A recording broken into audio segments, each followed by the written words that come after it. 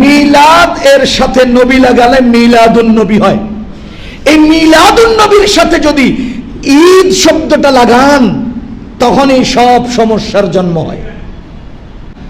যখন মিলাদুন নবী থাকবে তখন আমার রাসূলের মিলাদ আমার মাথার উপরে, আমার জবানে, আমার কলিজায়, আমার মসজিদে, আমার মাদ্রাসায়, আমার দোকানে, আমার অফিসে, আমার স্কুলে, আমার মাদ্রাসায়, সব জায়গায় চলবে মিলাদুন নবী, মুহাম্মদুর রাসূলুল্লাহর মিলাদ। কিন্তু যখন মিলাদুন নবীর সাথে ঈদ এসে যাবে তখন সেটা আর আমার থাকে না। খ্রিস্টানদের কাজ আমাদের মধ্যে কেন ঢুকাইলেন?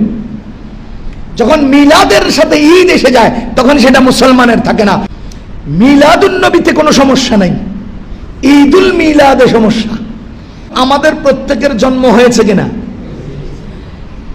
আমাদের জন্ম কি আমাদের ইচ্ছায়? আমাদের ইচ্ছায় হয়েছে, আমাদের মন মতো? এবার বলেন আমাদের নবীজির জন্ম হয়েছে কিনা? তাহলে মিলাদ নবীজিরও আমাদেরও সবারই মিলাদ আছে, নবীজিরও আমাদেরও সবারই মিলাদ আছে। মিলাদ আলোচনার জিনিস, পালনের জিনিস না। আপনার জন্ম কিভাবে হয়েছে আপনার দাদারে জিজ্ঞেস করলে বলতে পারবে, মাকে জিজ্ঞেস করলে বলতে পারবে, বা বড় ভাইকে, বোনকে, চাচিকে, দাদিকে জিজ্ঞেস করলে বলতে পারবে। কেন? কারণ তারা দেখেছেন, তাদের বর্ণনা থেকে আমরা শুনতে পারবো লোকটার কিভাবে জন্ম হয়েছে। ঠিক তেমনি ভাবে আমাদের নবীজির জন্মের বিষয়টা আলোচনা করা যায়, এটা পালন করা যায় না। সুতরাং কিয়ামত পর্যন্ত কেউ নবীজির মতো দুনিয়াতে আসতে চাইলে আসতে পারবে না, কারণ ইচ্ছায়, নিজের ইচ্ছায় তো আর দুনিয়াতে আসে না। সুতরাং কেউ নবীজির মিলাদ পালন করতে পারবে না। তো কি করতে পারবে? এটা আলোচনা করতে পারবে, মুযাকারা করতে পারবে। নবীজির জন্মের সময় পৃথিবীর অস্তিত্ব কেমন ছিল, হালত কেমন ছিল, মক্কার মানুষদের অবস্থা কেমন ছিল, আমাদের নবীজি সাল্লাল্লাহু আলাইহি ওয়াসাল্লামের আম্মার অবস্থা কেমন ছিল, আব্বাজানের হালত কি ছিল, দাদারা কেমন ছিলেন, চাচারা কেমন ছিলেন, নবীজি দুনিয়াতে এসে প্রাথমিকভাবে কি কি ঘটনা ঘটিয়েছেন, ইত্যাদি ইত্যাদি আলোচনা করা যাবে। যদি মিলাদ মানায়ে লুগবি হিসাবে আমরা গ্রহণ করি, মিলাদ যদি আজকে আমাদের সামাজিকভাবে মিলাই, আমাদের সমাজে এই মিলাদ হলো কতক্ষণ পর্যন্ত দরুদ শরীফ পড়া। এই যে দোকান উদ্বোধনের সময় কি ভাই মিলাদ পড়াইলেন না? আমি আবার মিলাদ পড়ানি বলি না, আমি তো মিলাদ খাওয়াইলেন না। আমার এক মুসল্লি দোকান উদ্বোধন করছে, আমি বললাম কি রে ভাই মিলাদ খাওয়াইলেন না? তাই আমাদেরকে চাই রয়েছে, আমি যে মিলাদে মিষ্টি থাকে সেই মিলাদে লোক বেশি থাকে, যে মিলাদে মিষ্টি কম থাকে এই মিলাদে লোক কম থাকে, তাইলে খাওয়ানটাই তো আসল। এটা মিলাদ এখন খাওয়ার জিনিস হয়ে গেছে। তো যদি বলেন দরুদ শরীফ মানে মিলাদ, সাল্লাল্লাহু আলা মুহাম্মদ, এই টাইপের টেনে টেনে কিছু বলা, এটার নাম যদি বলেন মিলাদ, তাহলে আপনি রাসূল সাল্লাল্লাহু আলাইহি ওয়াসাল্লামের জন্মের ওই শব্দটাকে আপনার এই দোকান উদ্বোধন, তারপরে অন্যান্য প্রতিষ্ঠান উদ্বোধনের এখানে প্রয়োগ করলেন কেন? মিলাদ শব্দের অর্থ যদি হয় দরুদ, তাহলে দরুদ শরীফ তো ভাই আনুষ্ঠানিক কর্মের নাম না। রাস্তাঘাটেও করা যায়, বসেও করা যায়, শুয়েও করা যায়, যখন তখন করা যায়। সুতরাং মিলাদ শব্দের অর্থ যদি হয় দরুদ, তো সবাই করবেন, সব সময় করবেন। আব্বা মারা যাওয়ার দিন তারিখ ঠিক করে নয়, দোকান উদ্বোধনের সময় নয়, কোনো প্রতিষ্ঠান উদ্বোধনের সময় নয়। দরুদ বাসের মধ্যে বসে বসে করবেন, মিলাদ একা একা করবেন, 10 জনে করবেন, কোনো সমস্যা নেই। পক্ষান্তরে মিলাদ যদি হয় রাসূল সাল্লাল্লাহু আলাইহি ওয়াসাল্লামের জন্ম, তাহলে আমাদের প্রত্যেকেই নবীজি সাল্লাল্লাহু আলাইহি ওয়াসাল্লামের জন্মের বর্ণনা আলোচনা করব। প্রয়োজনে নবীজির জীবন আলোচনার পরিপ্রেক্ষিতে দুনিয়া বড় মসজিদে মাহফিল হবে, প্রোগ্রাম হবে, এখানে আনুষ্ঠানিক ব্যানার হবে, বড় বড় বক্তা দাওয়াত দেওয়া হবে, নবীজির মিলাদ নিয়ে আলোচনা হবে। মিলাদ এর সাথে নবী লাগালে মিলাদুন নবী হয়। এই মিলাদুন নবীর সাথে যদি ঈদ শব্দটা লাগান তখনই সব সমস্যার জন্ম হয়। বলেন মিলাদ শব্দ, মিলাদুন নবীর সাথে কি শব্দ লাগাইলে সমস্যা তৈরি হয়? ঈদ শব্দটা লাগাইলে।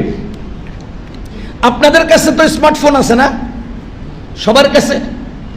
এই স্মার্টফোনটা খুলবেন আজকে মসজিদ থেকে বাসায় গিয়া, এরপরে আরবিতে লিখবেন আইন ইয়া দাল ঈদ, এরপরে লিখবেন মিলাদ, মিম ইয়াম ইয়া লাম আলিফ দাল মিলাদ, এরপরে লিখবেন আলিফ লাম নুন বা ইয়া আন-নবী, ঈদুল মিলাদ অথবা ঈদুল মিলাদিন নবী, এই শব্দটা লিখবেন। কিসে? আরবিতে লিখবেন, ইংরেজিতে না, বাংলাতে না। লিখে আপনি সার্চ দিবেন গুগলে, দেখবেন অগণিত খ্রিস্টানদের কার্যক্রম আপনার সামনে চলে আসবে। এরকম মূর্তি, ওরকম মূর্তির ছবি, নিচে অগণিত আলোচনা, সিস্টেম, তাদের বর্ণনা। ঈদুল মিলাদ খ্রিস্টানদের কার্যক্রম, এটা গুগল থেকে বের হয়। ঈদুল মিলাদ আমাদের ছাত্র ভাইয়েরা যারা আছেন, আলেম ওলামা যারা আছেন, আরবি একটা ডিকশনারি আছে মিসবাহুল লুগাত ডিকশনারির 965 নম্বর পৃষ্ঠায় ঈদুল মিলাদ শব্দের অর্থ লিখেছে দুইটা।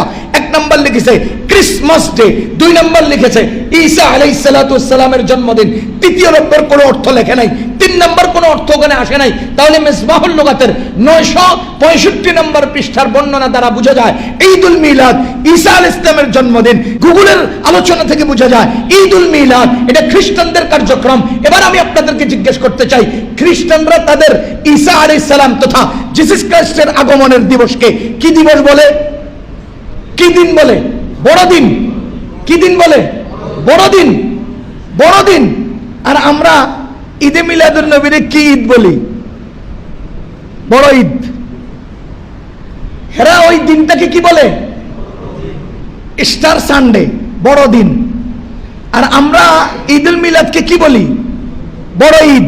তো কথা তো এক, জিনিস তো এক, সমস্যা তো এক জায়গায়।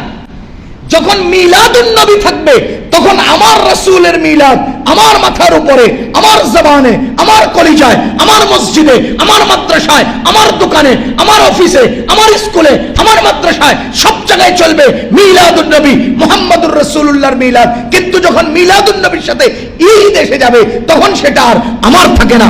খ্রিস্টানদের কাজ আমাদের মধ্যে কেন ঢুকাইলেন? যখন মিলাদের সাথে ঈদ এসে যায় তখন সেটা মুসলমানের থাকে না। রাআইতু বিআইনাইয়া, আমি আমার এই 2 চোখে দেখেছি কাশপুর ব্রিজের পাশে দেওয়ানবাগীর পীরের বিশাল বড় ছবি দিয়া ইয়া বড় র্যালি ব্যানার লাগাইয়া মানুষ র্যালি করছে, বড় অক্ষরে লেখা আমার নবীর আগমন, শুভেচ্ছার স্বাগতম। আমার প্রশ্ন হলো, আমার নবীর আগমন দেওয়ানবাগীর ছবি থাকবে কেন? দেওয়ানবাগী যদি নবী হয় তাহলে আমাদের নয় কাজ, আর যদি আমাদের হয় দেওয়ানবাগীর ছবি কেন থাকবে? কথা বুঝবেন? ঈদুল মিলাদ মুসলমানের নয়, ঈদুল মিলাদ মুসলমানের নয়, ঈদুল মিলাদ মুসলমানের নয়। আর মিলাদুন নবী আমার, আপনার, আমাদের সবার। মিলাদুন নবীতে কোনো সমস্যা নাই, ঈদুল মিলাদে সমস্যা। আপনারা তাহকিক করেন, তদন্ত করেন, গুগলে ঢুকেন, কিতাবে আসেন, মিসবাহুল লুগাত নেন, আরো অতীত ইতিহাস তালাশ করেন, জিসাস খ্রিস্টের জীবনী খুঁজেন, তাদের সেই বড়দিনের নাম আরবিতে কি বলা হয়? ঈদুল মিলাদ বলা হয়। সুতরাং আমরা ঈদুল মিলাদ বলে আমাদের নবীজির নামে নষ্টামি আর ভণ্ডামি করতে রাজি না, রাস্তার কুলে অশ্লীল গান বাজনা করতে রাজি না, র্যালি করতে রাজি না, শোভাযাত্রা করতে রাজি না। আমি তো আমার চোখ দিয়ে দেখি যারা রাসূল সাল্লাল্লাহু আলাইহি ওয়াসাল্লামের ঈদুল মিলাদ পালন করে তাদের কার্যক্রমের সাথে হিন্দুদের কার্যক্রমের সাথে সরাসরি মিল পাওয়া যায়। হিন্দুরা শোভাযাত্রার মধ্যে জীবন মূর্তি দাঁড় করিয়ে তারা ডেকসেট লাগিয়ে তারা কি করে? শোভাযাত্রা করে। আর এই সমস্ত ঈদুল মিলাদ পালনকারীরা তাহের শাহ নামে এক লোকের পাকিস্তান থেকে ধরে না, সেই জীবন্ত মানুষটাকে গাড়ির মধ্যে বসাইয়া চারিদিকে ডেকসেট লাগাইয়া এরপরে মিলাদুন নবী পালন করে। অমিয়া আপনার মিলাদুন নবীর শোভাযাত্রা আর হিন্দুদের মঙ্গল শোভাযাত্রা সমান শোভাযাত্রা, এটা মুসলমানের কাজ নয়। কেন একই আকৃতি ধারণ করবেন? কেন? হেরা মরা মূর্তি, পাথরের মূর্তি দিয়ে শোভাযাত্রা করে, আর আপনারা পাকিস্তানের ওই কোত্থেকে কি পাগল ছাগল ধরে আইনা বসাইয়া হেরে দিয়ে শোভাযাত্রা করেন। একই তো কথা। হেরা দুর্গা পূজা করে, আপনারা দুর্গা পূজা করেন, একই তো কথা, একই তো কথা। হেরা গরুরে মা ডাকে আর আপনারা ফিরের বাবা ডাকেন, একই তো কথা। হেরা হাতের মধ্যে লাল সুতা লাগায়, আপনারা হলুদ লাল সুতা মিক্স লাগান, একই তো কথা। কথা বলেন, একই তো কথা।